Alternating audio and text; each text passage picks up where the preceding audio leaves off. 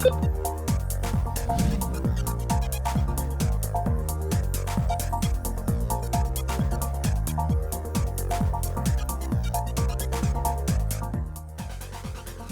now, from the CFTK-TV studios, this is Open Connection with your host, Robert Pictou.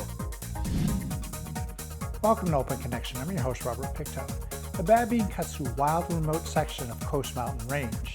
The Gitxsan, known as the people of the River of Mist, have called the region home since time immemorial and call the Babine River of Grizzlies.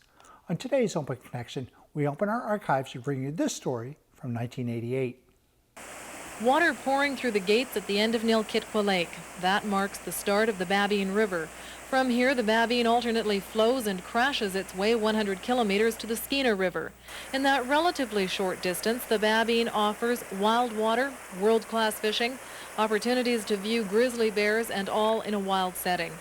It's that wilderness quality that seems to attract river users and has now caused them to rally to preserve the Babine in its wild state. Spectacular scenery. Generally, you're going to see a grizzly bear or a black bear. You're going to see some type of wildlife. It's just nonstop beauty. Great whitewater if you're doing it from a rafting experience. It's very hard to explain. You have to see it to believe it. It's very, very beautiful. It is a wild and scenic river corridor with somewhat different habitats, major runs of sockeye salmon and large numbers of grizzlies, and it's kind of, quite unique for BC as well. It is still a river valley like this that is still wild and very much needs to be protected. It has kind of a real untouched sort of feeling, definitely has an untouched feeling to it, that's not really available in the United States.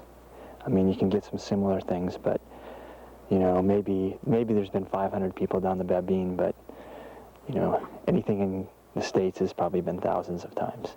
The thrill of catching a steelhead that's 30 pounds or more, or 20 pounds or more, is something that you can only find in British Columbia. There's no other place in the world where that exists, and as funny as that sounds, it's been well documented, and it's a truth that those kind of fish just do not inhabit other rivers in the world. So you get a thrill and a rush and a good high off of a big steelhead, and it's a lot of fun. I've done it myself and really enjoyed it. But there are other concerns. The Babine River lies within the territory claimed by the Gitxsan and Wet'suwet'en Native Indians in a case now before the courts. And the natives attach their own significance to the Babine. Once you cross the Babine, at any stage in terms of, say, at the Shiddin area or at the Gale Creek area, you're going to impact the grizzly habitat, because that river is really important for the Gitxsan. It's always been known for centuries as the place for grizzlies, and it's called Grizzly River in our language. And so that whole thing will be impacted, and I just don't see the type of research that has been done by the Ministry of Forest to deal with some of those impacts. And on the other side of the Babine River is timber, great tracts of harvestable timber. That timber supply is important to the economic future of both the Bulkley and Kispiox forest districts. At present, it's very critical that we get that timber. Accessible timber is at a limited supply. As I explained to you before, we are impacting and overcutting some of the lower areas because we don't have access into our more remote areas. We have made the conscious decision to hold the Gale crossing that would have given us access to a major body of timber north of the Babine, and we've held off on that decision while we've gone into a local resource use plan. This is the least objectionable of all of the decisions, but we need to have access to additional bodies of timber. If we don't, then we continue this cycle that we're on of overcutting our close-in areas. So let's take a look at the Babine River corridor. This map shows the Babine from Nilkitqua Lake to the Skeena River. Ministry of Forests Regional Recreation Officer Jim Snetzinger explains. This indication here is where the upper Babine Bridge was supposed to go. This bridge, however, will not be built as a result of a recent decision. This is the location of the proposed Gale Creek crossing to access the timber to the north of the Babine River in the Shelligoat area. And this bridge over here is the Shiddin Bridge crossing, which is actually around Sam Green, the confluence of the Sam Green with the Babine, and will be used for accessing timber up in this Shiddin area. As was mentioned, the upper bridge, which has been the center of controversy for over a year, has been cancelled, but not before a road was cut to the riverbank, leaving a long-term scar and reminder of this fight over the river. At the same time, the lower bridge, the Shiddin crossing, has been approved, to the dismay of environmentalists who want the entire river corridor protected. Open Connection will be right back after these messages. And now, from the CFTK-TV studios, this is Open Connection with your host, Robert Pictou. Thanks for staying with us. The Babine River is a major tributary of the Skeena River and one of the largest undammed rivers in British Columbia.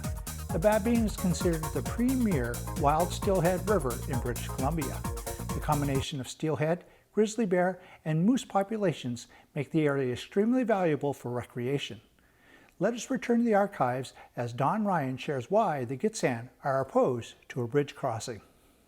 And to the anger of the Gitxsan and Wet'suwet'en chiefs, who vowed that no bridge will be built, and to lend weight to their words, have set up a blockade and camp at the proposed bridge site.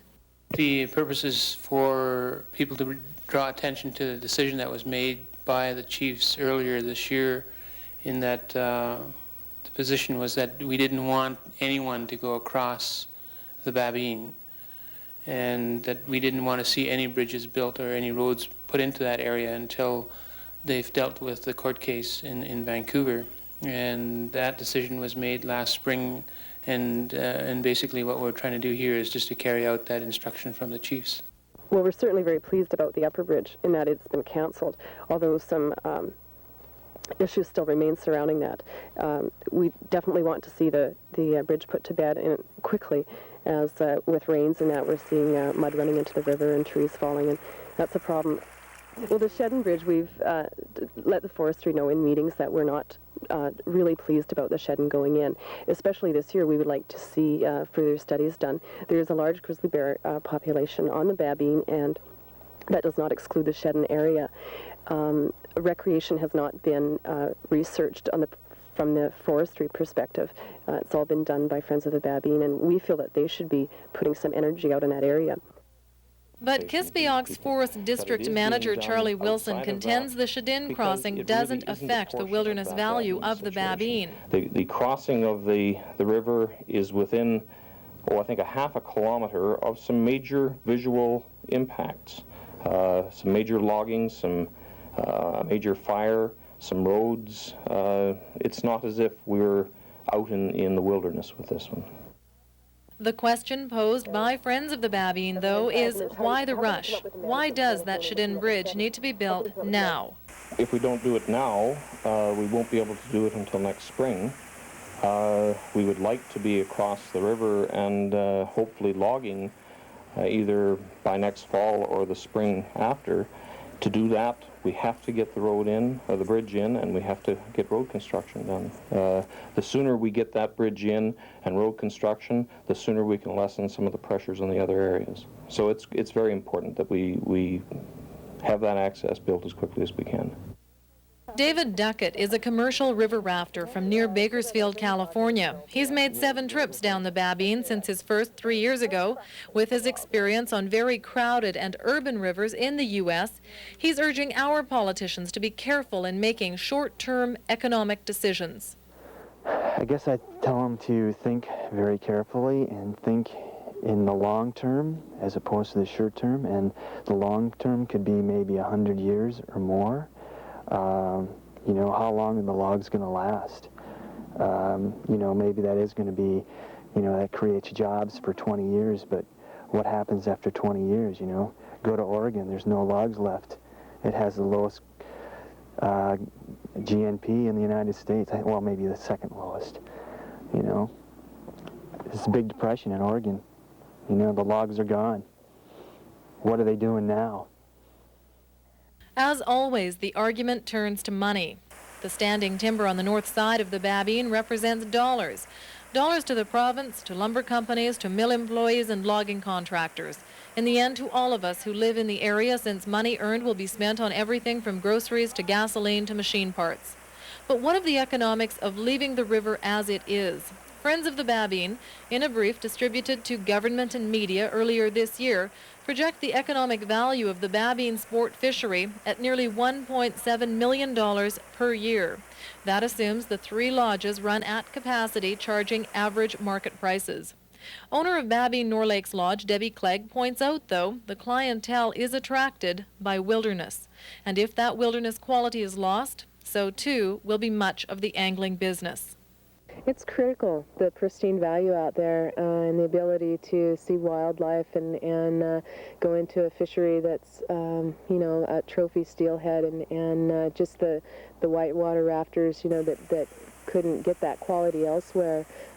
We've had hundreds of people writing, not only our guests, but people concerned about the Babine.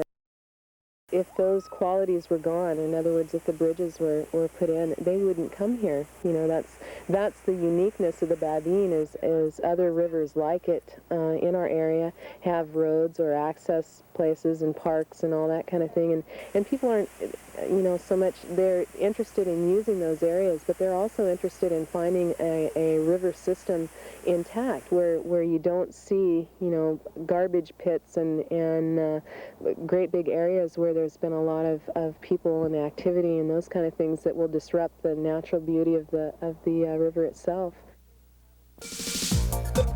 Open Connection will be right back after these messages. And now, from the CFTK-TV studios, this is Open Connection with your host, Robert Pictou. Welcome back to Open Connection. A forest tenure can take the form of an agreement, license, or permit.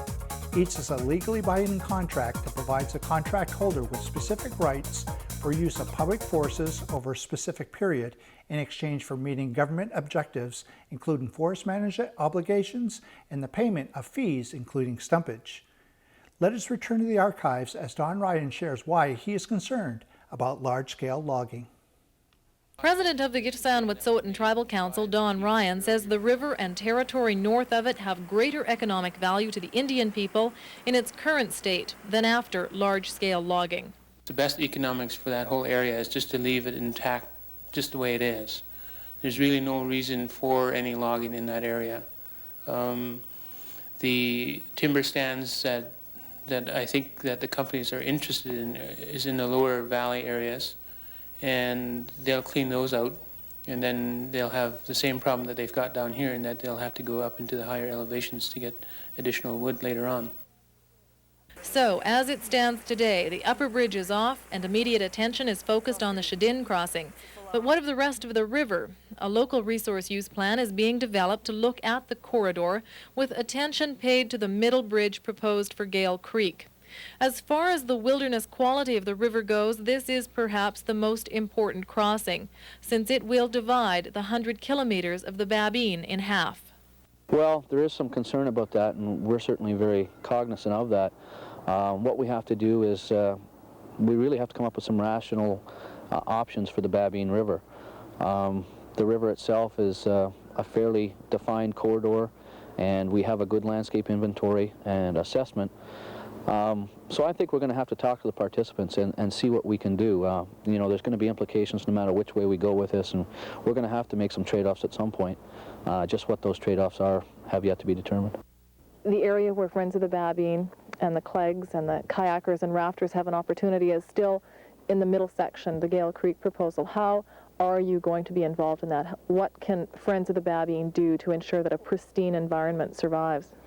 Well, that one is crucial, and I think we'll be very involved in that process. We've certainly opened a number of doors and developed a lot of contacts and certainly a large information base from using, you know, getting the process going on the Upper Babine. We'll certainly take those tools and the references into the resource planning group here in Smithers, and hopefully now that forestry has sort of opened the door in the integrated management process, that will continue. Recreation Officer Jim Snetzinger says draft terms of reference for the local resource use plan are being sent out now to interested groups like Friends of the Babine. He adds that Gitsanwet'suwet'en will be invited to participate as well. But developing a plan for the Babine corridor won't be easy, and it could be especially difficult to reach agreement on the Gale Creek Bridge. As part of that plan, we'll be looking at the strategic options of building or not building the Gale Creek Bridge. At this particular time, it looks like the Gale Creek Bridge certainly will be necessary to access timber supplies on the north side of the Babine River.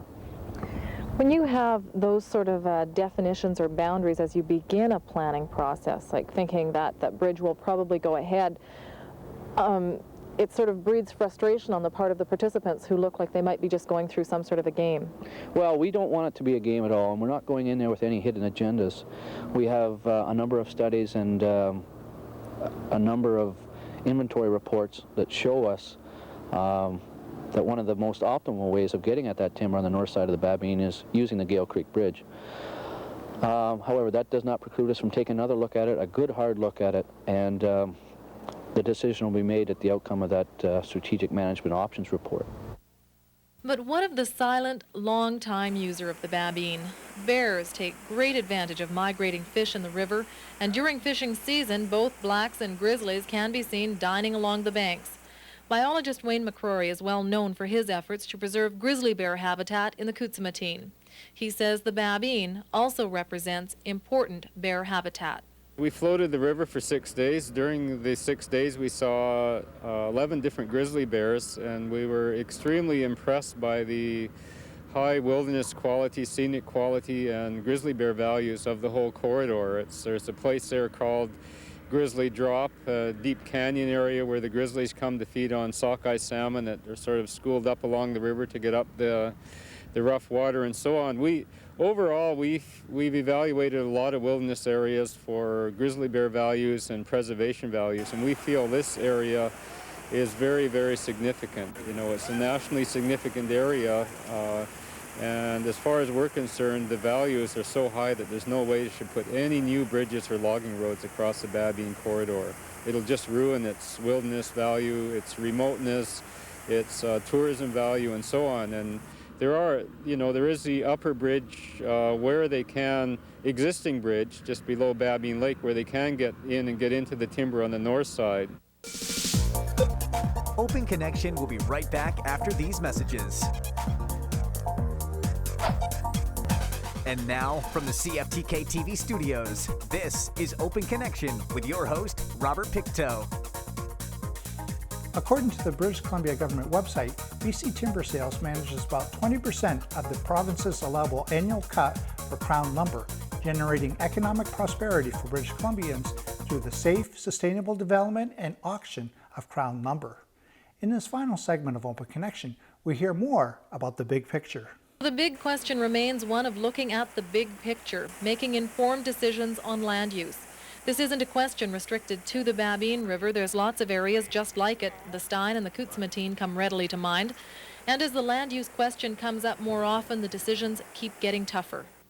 Hopefully we'll get to a point where some sort of land use zoning will be out on the table, and we can determine what the most optimum use for a parcel of land is way before we have to get into one of these local resource use planning processes, so that the issues are out far in advance.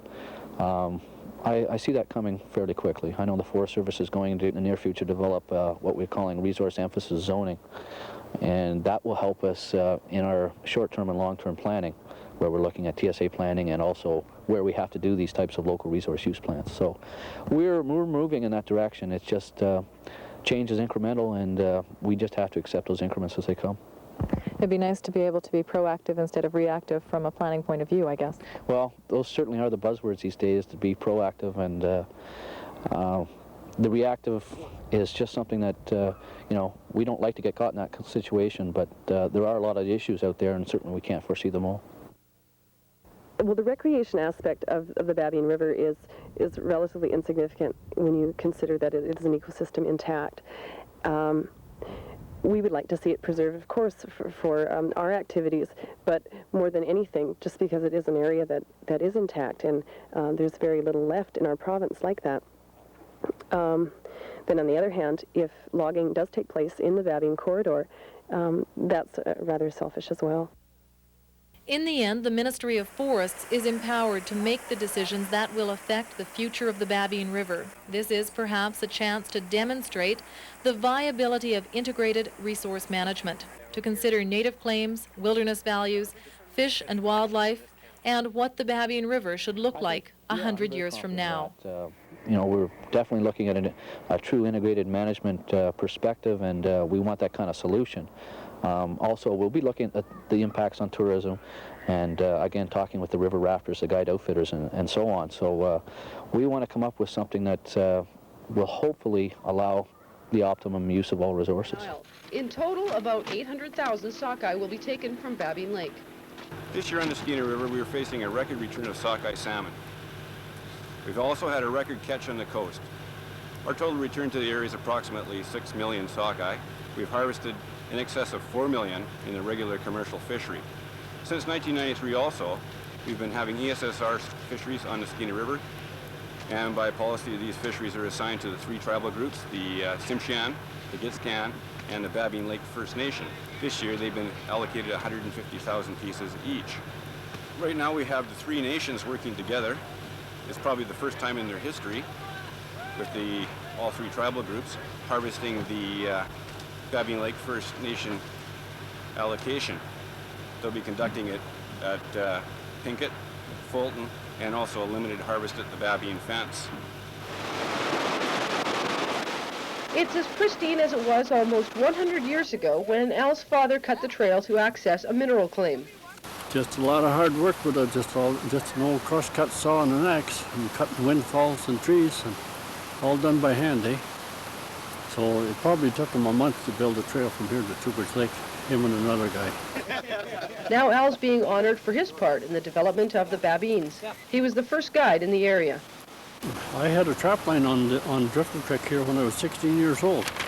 Wow. And my brother and I, we built a trapping cabin up by Silver King Basin. When I was 18, he was 16. And I trapped here for years.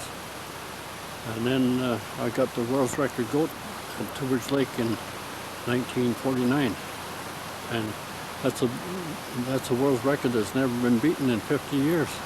People like Al Fletcher and other volunteers are extremely important in BC Parks' mandate. We have a very small workforce, and it's really important that we have volunteers like Al Fletcher that have both the history and the knowledge of the area to ensure that we get the right signs, the right history onto signs, into maps and into brochures. And it's just as important that we have other volunteers to help us maintain these trails, and we're getting a good response from a lot of the public to keep these areas up. What's so special about it? Few users. That's what's special about it. Not very many people on it. And the destination at the other end was spectacular. Just total wilderness, totally unspoiled. I've got lots of good memories of the Babine Mountains. I've spent ever since I was 15 years old. Thank you for joining us for this episode of Open Connection. The greatest distance in the existence of man is not from here to there, but the connection from his mind to his heart. If we can conquer that distance, we can soar like an eagle and realize our immensity within. I'm Robert Pictou.